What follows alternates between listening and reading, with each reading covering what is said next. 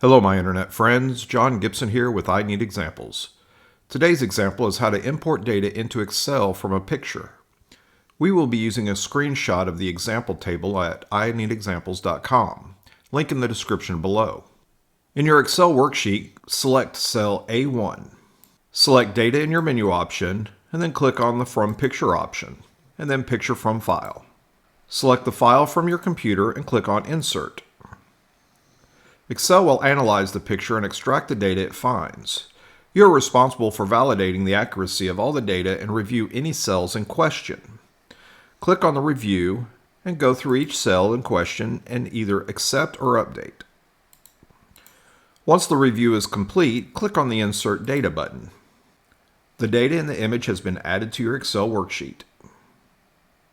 Thank you for watching. If you found this video helpful, please like and subscribe. Comment below if you would like to see examples on a specific topic. Have a wonderful day, and I will see you next time.